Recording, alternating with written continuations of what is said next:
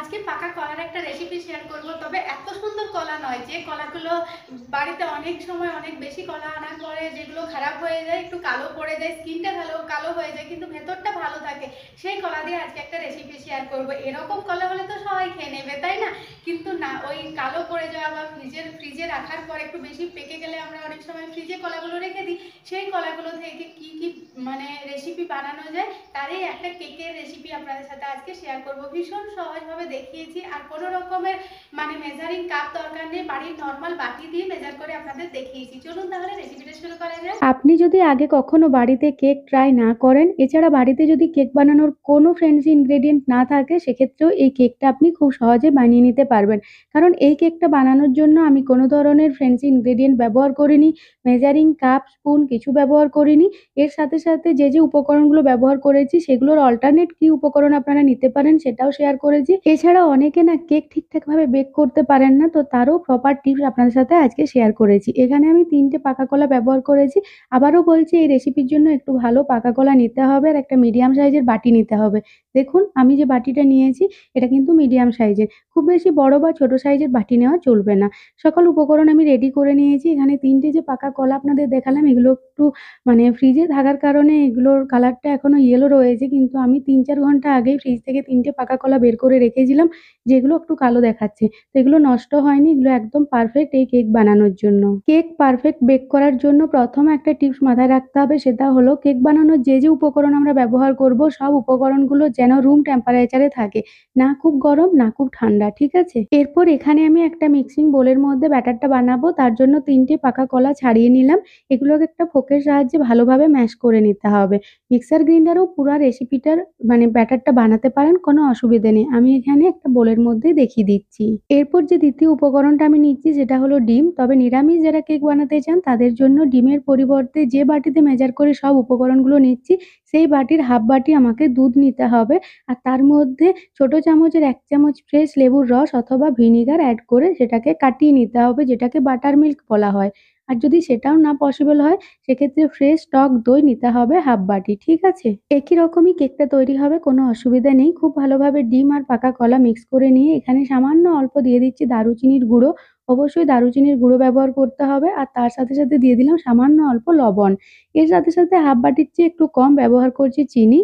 চিনির পরিবর্তে এখানে হাফ বাটি গুড় ব্যবহার করতে পারেন, কোনো অসুবিধে নেই। সাথে সাথে বড় চামচের ২ চামচ ভর্তি বাটার ব্যবহার করছি, তবে সাদা তেল যেটার কোনো গন্ধ থাকবে না সেই তেল ব্যবহার করলে বড় চামচের ৩ চামচ ব্যবহার করতে হবে। সবকিছু ভালোভাবে মিক্স করে নিচ্ছি। কেকটাতে সুন্দর একটা গন্ধ আনার জন্য এখানে ইনস্ট্যান্ট কফি পাউডার অথবা ভ্যানিলা এসেন্সের ব্যবহার করতে পারেন। যদি কফি পাউডার ব্যবহার করেন তাহলে বড় চামচের ১ চামচ কফি পাউডার ব্যবহার করতে হবে, নইলে কয়েক ফোঁটা ভ্যানিলা এসেন্স ব্যবহার করলেই হবে। স্ট্যান্ডার্ড মেজারমেন্টের জন্য যে বাটিটা আজকে ব্যবহার করছি সেই বাটিরই ১ বাটি নিলাম আটা আর হাফ বাটি নিলাম ময়দা, মানে টোটাল ফ্লোর ব্যবহার করছি ১.৫ বাটি। অবশ্যই একটা স্ট্রেনারে স্ট্রেন করে এটাকে এড করতে হবে, আর খেয়াল রাখবেন এখানে কিন্তু ময়দা, আটা যেকোনো কিছু ব্যবহার করতে পারেন। আমি দুটো মিলিয়ে ব্যবহার করেছি। আমি এখানে হাফ বাটি ময়দা আর ১ বাটি আটার ব্যবহার করলাম। মেজারমেন্টের কোনো অসুবিধে হলে কমেন্টে অবশ্যই জানাতে পারেন। এছাড়া আমি ডেসক্রিপশনে ডিটেইলসে আপনাদের সাথে ওয়েট সহ শেয়ার করে দেব, ঠিক আছে? খুব ভালোভাবে সব উপকরণগুলোকে মিক্স করে একটা লাম্পস ফ্রি ব্যাটার বানিয়ে একটা সাইডে রেখে কেক টিনগুলো দেখিয়ে দিচ্ছি। যদি বাড়িতে কেক টিন না থাকে সেক্ষেত্রে অ্যালুমিনিয়ামের যে জামবাটিগুলো হয় না, সেগুলোর ব্যবহার করতে পারেন, কোনো অসুবিধে নেই। আমি আজকে স্কোয়ার কেক টিনটা নিলাম। এতে কিন্তু কেকটা দেখতে ভীষণ সুন্দর লাগবে, সেই কারণেই নিলাম আপনাদের দেখানোর জন্য। এরপর এর ওপরে না যদি ইকো বেক থাকে বাড়িতে তাহলে অবশ্যই ব্যবহার করবেন। ইকো বেক দিয়ে খুব সুন্দর কেক বেক করা যায়। তবে যদি ইকো বেক না থাকে সেক্ষেত্রে কেক টিনটার মধ্যে সামান্য অল্প তেল দিয়ে ভালোভাবে গ্রিজ করে নিয়ে ওর মধ্যে ময়দা ছড়িয়ে এক্সট্রা ময়দাটা বাইরে ফেলে দিতে হবে। তাহলে ওটাও কেকের জন্য একদম রেডি। তো ইকো বেক আমি এখানে কেটে সাইজ করে রাখলাম। এরপর এখানে আপনাদের দেখাচ্ছি বড় চামচ আর ছোট চামচ যেগুলো বাড়িতে থাকে। তো বড় চামচটাকে আমরা বাড়ির যে বড় চামচ সেটাকে টেবিল স্পুন বলি, আর এই ছোট চামচটাকে টিস্পুন বলি। টিস্পুনে আমি ১ টিস্পুন ভর্তি এখানে নিয়ে নিচ্ছি বেকিং পাউডার। দেখুন আমি মাথাটা কিন্তু কেটে নিয়েছিলাম। তো এখানে ১ চামচই লাগবে বেকিং পাউডার, আর 1/3 চামচ মানে ৩ চামচের ৩ ভাগের ১ ভাগ লাগবে বেকিং সোডা। বেকিং পাউডার আর বেকিং সোডা দেওয়ার পর খুবই আলতো হাতে ক্লকওয়াইজ ডাইরেকশনে আমি মিক্স করব। খুব বেশি তাড়াহুড়ো করব না আর ওভার মিক্স করব না, আর যাতে ভালোভাবে মিক্স হয় সেটাও খেয়াল রাখবো। এখানে একটা খুবই ইম্পর্ট্যান্ট কথা, যেকোনো ফ্রুট দিয়ে মানে ফলের কেক বানালে অবশ্যই কেকের ব্যাটারটা কিন্তু অনেকটাই গাঢ় হবে। নরমাল আমরা কেক বানালে দেখবেন রিবেন কনসিস্টেন্সির ব্যাটারটা তৈরি হয়। এখানে কিন্তু সেটা হবে না। এখানে কিন্তু অনেকটাই থিক আমাদের ব্যাটারটা তৈরি করতে হবে। একদম lumps free perfect batter ready হয়ে গেল, দেখতেই পাচ্ছেন। এটাকে এরপর কেক টিনের মধ্যে ঝটপট ট্রান্সফার করে নেব। আর এই কাজটা একটু ফাস্ট করতে হবে। তার সাথে, সাথে এই যে ব্যাটারটা থিক রয়েছে, কেক টিনের মধ্যে ভালোভাবে লেবেল করে নিয়ে ওপর থেকে কিছু আখরোটের টুকরো আর চকো চিপস ছড়িয়ে দেবো দেখতে ভালো লাগার জন্য। এই কেকগুলোতে আর ডেকোরেট করার দরকার নেই। এগুলো এমনিই আমরা বেক হওয়ার পর সার্ভ করব টি টাইম কেক হিসাবে, তাই না? যখন আমি কেকের ব্যাটারটা বানাতে শুরু করেছিলাম, কেকের জন্য কলাটা ম্যাশ করছিলাম, সেই সময় না কড়াই অথবা ওভেন প্রিহিট করার জন্য রেখে দিতে হবে। 15 মিনিটের জন্য 160 ডিগ্রি সেন্টিগ্রেডে ওভেনটাকে প্রিহিট করতে রাখতে হবে। আর যদি কড়াইতে বানান তাহলে গ্যাসের আঁচ লো মিডিয়ামে রেখে কড়াইটাকে ঢাকনা দিয়ে ভালোভাবে 15 মিনিটের জন্য প্রিহিট করে নিতে হবে। পারফেক্ট কেক বেক করার জন্য প্রিহিট করাটা ভীষণই জরুরি। আর এই প্রিহিট ওভেনটা বন্ধ হওয়া চলবে না। 15 মিনিটের মধ্যে কেকের ব্যাটার কেক টিনে ভরে আমরা কিন্তু বেক করতে রেখে দেবো 160 ডিগ্রিতে।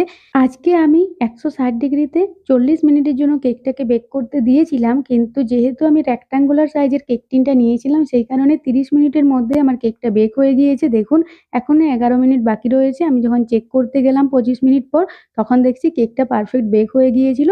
তো আমি ঝটপট এটাকে বের করে নিলাম আর টুথপিক দিয়ে চেক করে দেখে নিলাম। এটা কিন্তু কেক টিনের উপর, তার সাথে, সাথে কিরকম টেম্পারেচারটা রয়েছে কড়াইতে অথবা ওভেনে, কিরকম ওয়েদার রয়েছে তার উপর কিন্তু কেকটা বেক হয়, তাই খেয়াল রাখবেন। 25 মিনিট কিন্তু একদম নাড়াচাড়া করা চলবে না কেকটাকে। 25 মিনিট পর চেক করে দেখতে হবে। যদি দেখেন যে টুথপিক ক্লিন আসছে তার মানে কেকটা তৈরি হয়ে গিয়েছে। যদি দেখেন টুথপিক ক্লিন না আসছে, সেক্ষেত্রে আরো 5-10 মিনিট এক্সট্রা বেক করতে হবে। ঠিক আছে?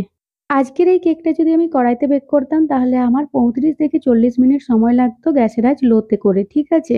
কড়াইতে কেক কিভাবে বেক করবেন এর আগে অনেকগুলো ভিডিও আপনাদের সাথে শেয়ার করেছি। তারই মধ্যে একটা লিংক আমি ডেসক্রিপশনে আর এন্ড স্ক্রিনে দিয়ে রাখবো। অবশ্যই চেক করে দেখতে পারেন। ঠিক আছে? অথবা দেখুন এই ওপরে আই বাটনেও আমি দিয়ে রেখেছি।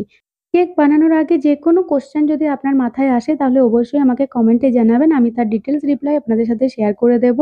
কেকের ভেতরের টেক্সচারটা দেখে বুঝতেই পারছেন কতটা পারফেক্ট তৈরি হয়েছে। বাড়িতে এটা 2-3 দিন রাখতে পারেন, বাচ্চাকে দিতে পারেন বা নিজেরাও খেতে পারেন চায়ের সাথে, অথবা ফ্রিজে রেখে 5-7 দিন ইউজ করতে পারেন। কত বড়টা? ছোটটা নেই? না।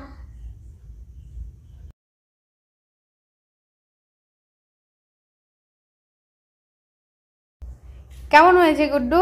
খুব ভালো। খুব ভালো হয়েছে?